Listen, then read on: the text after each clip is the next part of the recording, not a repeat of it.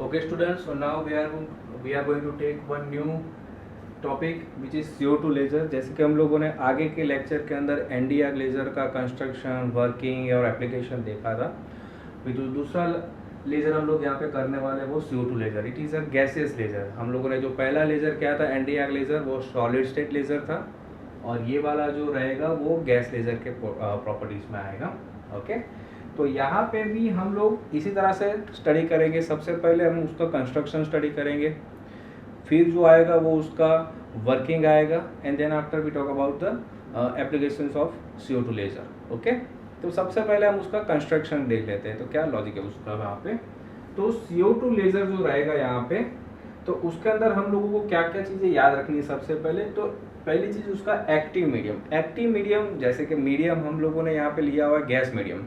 तो यहाँ पे जो गैस मीडियम आप लोगों को बनाना है वहाँ पे वो रहेगा mixture of carbon dioxide, nitrogen and helium का, which is in the proportion of 1, 2 and 3 respectively. Means carbon dioxide, nitrogen और हीलियम का ये प्रपोर्शन रहेगा यहाँ पे मिक्सचर का, और वो मिक्सचर हम लोग ये डिस्चार्ज ट्यूब के अंदर फिलअप करने वाले हैं। Is that clear? Okay, discharge tube बोल सकते हो आप उसको क्वार्ट्ज ट्यूब बोल सकते हो, दोनों में से कोई भी बोलो, सेम ही रहेगा यहाँ पे। तो हम लोगों ने डिस्चार्ज ट्यूब के अंदर क्या फिलअप किया हुआ है, carbon dioxide, nitrogen and helium. उसका प्रोपोर्शन आप लोगों को याद रखना है 1, 2 एंड 3 रिस्पेक्टिवली। उसके अंदर जैसे कि हम लोगों का एक्टिव सेंटर जो NdAr लेजर में था Nd3+ आया, तो यहाँ पे जो एक्टिव सेंटर्स रहेगा वो रहेगा carbon dioxide molecule. Is that clear? Means majority जो प्रोसेस रहेगी, फोटोन का एमिशन रहेगा, एनर्जी का एमिशन रहेगा, वो CO2 की वजह से होगा यहाँ पे। Is that clear? ओके, यही लेजर को हम लोग दूसरे नाम से भी जानते हैं, which is TEA laser. Okay, उसका फुल फॉर्म भी यहाँ पे लिखा हुआ है, transversely excited atmospheric pressure laser. ये बहुत कम यूज होता है यहाँ पे, मोस्टली उसको CO2 लेजर ही बोलते हैं, बट आप लोग क्या बोल सकते हो, TEA लेजर भी बोल सकते हो। Is that clear? ओके, अभी हम लोग कंस्ट्रक्शन के बारे में बात करते हैं। ये CO2 लेजर के अंदर क्या क्या चीज़ें हम लोगों ने अरेंज करके रखा हुआ है। तो सबसे पहले मैंने बोल दिया, एक डिस्चार्ज ट्यूब लेना है, क्वार्ट्ज ट्यूब लेना है आपको। उसका डायमेंशन आप 5 मीटर लॉन्ग रहेगा और 2.5 सेंटीमीटर और 5.5 सेंटीमीटर उसका डायमीटर भी ले सकते हो। बराबर, मार्केट के अंदर बहुत सारे डायमेंशन में अवेलेबल होता है वो। दूसरी बात, जो भी एंड सरफेस है उसका, ये डिस्चार्ज ट्यूब का, which is made up of NaCl window. You know very well NaCl is a crystalline structure. Okay, so हम लोगों ने यहाँ पे NaCl विंडो क्यों लिया हुआ है, क्योंकि हमको जो लाइट चाहिए वो चाहिए plane polarised beam of light चाहिए। ओके, तो हम लोगों ने NaCl विंडो को एक एंगल पे रखा हुआ है, और वो एंगल को हम लोग बोलेंगे ब्रिस्टर एंगल। तो ब्रिस्टर कंडीशन यहाँ पे सेटिस्फाई होगी हमारी, और जो भी रेज, जो भी लाइट निकलेगी, वो लाइट निकलेगी प्लेन पोलराइज्ड लाइट मिलेगी। Is that clear? तो दोनों सरफेस के ऊपर हम लोगों ने NaCl विंडो लगा के रखा हुआ है, which is inclined at Brewster angle. Okay, second, फिर से दोनों सरफेस के ऊपर हम लोगों ने 2 मिरर लगा के रखा हुआ है, जैसे NdAr लेजर में भी था, और यहाँ पे भी हम लोगों ने रखा हुआ है। एक परफेक्ट रिफ्लेक्टर है और दूसरा पार्शियल रिफ्लेक्टर है। ओके, वो क्या काम करेगा वो देखते हैं आगे वर्किंग के अंदर। Okay, and this discharge tube is connected with DC supply.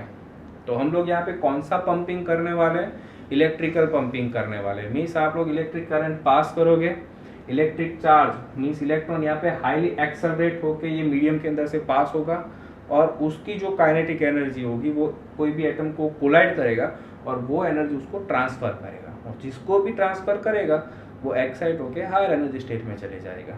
Is that clear? तो it is a electrical pumping. और सोर्स कौन सा रखा है, DC सोर्स आप लोग रख सकते हो, जिससे आप मीडियम के अंदर से करंट पास करोगे। Is that clear? तो इतना आपको कंस्ट्रक्शन के बारे में याद रखना है। Is that clear? Okay, so now we are going to learn about the working. हम लोग उसका वर्किंग स्टार्ट करते हैं अभी। तो वर्किंग कैसे स्टार्ट होगा, तो obviously first of all you have to switch on the DC source. जैसे आप लोग DC सोर्स ऑन करोगे, वैसे इलेक्ट्रिक करंट पास होना स्टार्ट हो जाएगा इनसाइड द डिस्चार्ज ट्यूब, और ये जो हाईली एक्सेलरेटेड इलेक्ट्रॉन्स होंगे वो एटम्स को कोलाइड करेंगे। तो सबसे पहले ये जो हाईली एक्सेलरेटेड इलेक्ट्रॉन्स है वो किसको कोलाइड करेंगे, नाइट्रोजन एटम को। तो ये जो नाइट्रोजन एटम होंगे, तो ये जो nitrogen atom highly accelerated means ये काइनेटिक एनर्जी, इसके पास ज्यादा काइनेटिक एनर्जी है, वो वाले इलेक्ट्रॉन की बात कर रहा हूं, वो कोलाइड होंगे तो क्या होगा, ये हो जाएगा। ये प्रोसेस आपको याद रखनी है। मींस इसके एनर्जी इसको ट्रांसफर हो गया इसको, और ये जो काइनेटिक एनर्जी थी ज्यादा, उसने एनर्जी लूज कर दिया, तो ये इलेक्ट्रॉन जो रहेंगे सेम इलेक्ट्रॉन है but having the less energy, क्योंकि एनर्जी तो उसने दे दिया, किसको दे दिया, नाइट्रोजन को। Now what happen, this nitrogen molecules are absorb the energy and excite from lower energy state to higher energy state. तो वो एनर्जी लेवल्स भी हम लोग ड्रॉ करते हैं यहाँ पे। तो सबसे पहले नाइट्रोजन थे E0 पे, और एनर्जी एब्सॉर्ब करके वो चले गए सीधे E4 एनर्जी लेवल पे। मींस जो नाइट्रोजन थे वो चले गए E4 में। Is that clear? So now there are excited nitrogen molecules at E4 level. So now this excited nitrogen molecules are collide with ground state carbon dioxide molecule.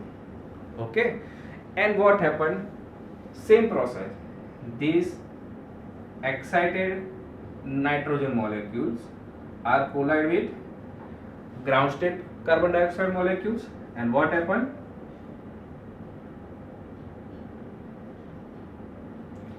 Energy transfer हो जाएगा, vibrational resonance जो collision हो रहा है वहां पे, vibrational collision हो रहा है वहां पे, तो एनर्जी ट्रांसफर हो जाएगा, और ये जो हो जाएगा वो एनर्जी इसको देके किस में चला जाएगा, ग्राउंड स्टेट में। मींस नाइट्रोजन एटम वापस कहां चला गया, ग्राउंड स्टेट में। तो अभी ऊपर कौन है, कार्बन डाइऑक्साइड मॉलिक्यूल। तो यहाँ पे हम लोग बाजू में जो ड्रॉ कर रहे हैं E4 लेवल, तो यहाँ पे कौन से एटम्स इंक्रीज हो गए, अभी एक्साइटेड कार्बन डाइऑक्साइड मॉलिक्यूल्स यहाँ पे बहुत सारे आ गए। Okay, so as per study what happen at E4 level,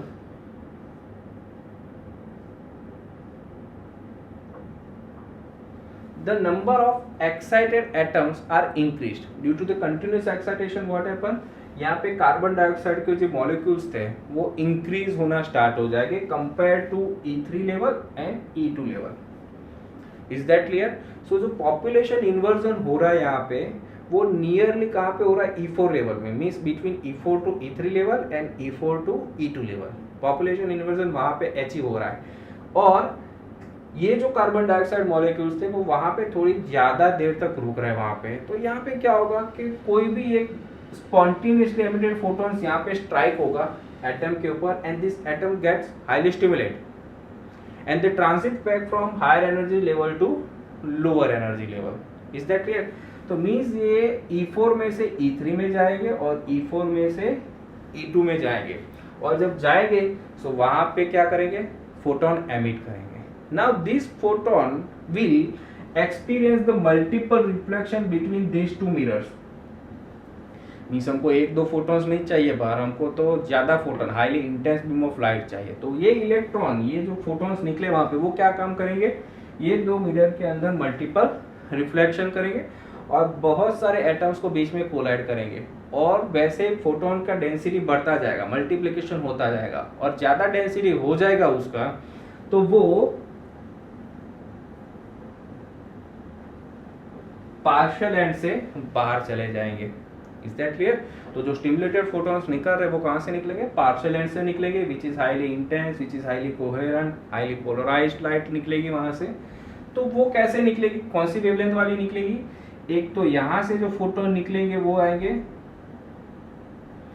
10.6 micrometer wavelength वाले, और यहां से जो फोटॉन्स निकलेंगे which is having the 9.6 micrometre wavelength. बराबर, ज्यादा जो प्रपोर्शन रहेगा वो इसका रहेगा, 10.6 माइक्रोमीटर वेवलेंथ वाले फोटॉन्स ज्यादा निकलेंगे compare to this 9.6 micrometre wavelength. Is that clear?